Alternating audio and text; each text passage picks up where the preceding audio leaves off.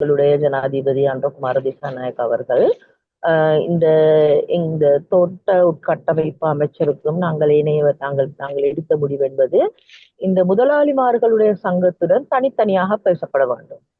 அது அவ்வாறு அந்த முதலாளிமார்கள் சங்கத்தினால் இதை செய்யும் இடத்திற்கு அவர்களுக்கு உண்மையான அவர்களுக்கு அந்த கடமை உணர்ச்சியை ஏற்படுத்த வேண்டும். நீங்கள் லாபத்தை சம்பாதித்துக் கொள்கின்ற, அடுத்தது நீங்கள் மக்களுக்கு இந்த மக்கள் இவ்வளவு அந்நிய சிலாவணியை தருவதற்கு முயல்கின்ற மக்கள், ஆகவே இவர்களுக்கு சரியான சம்பளத்தை வழங்க வேண்டும், அவர்களுடைய அடிப்படை வசதிகளை கொடுக்கப்பட வேண்டும் என்றதை உறுதிப்படுத்துகின்ற வகையில் அந்த முதலாளிமார் சங்கத்தின் ஒவ்வொரு கம்பெனி உரிமையாளர்களை அழைத்து பேசி தீர்மானம் எடுக்கும்படி ஜனாதிபதி அவர்களும் உத்தரவிட்டிருக்கின்றார்.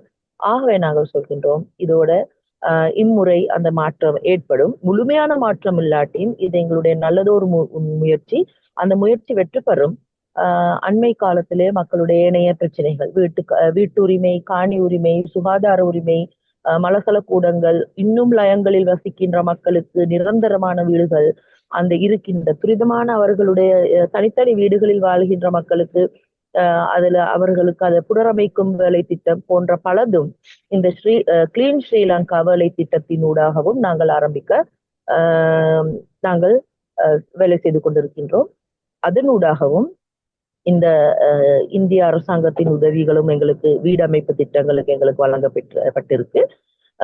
அதே இவ்வாறான விடயங்களில் இம்முறை நாங்கள் மலையக மக்களுக்காக வேண்டி மாற்றங்களை ஏற்படுத்துவோம் என்று நாங்கள் கூறுகின்றோம்.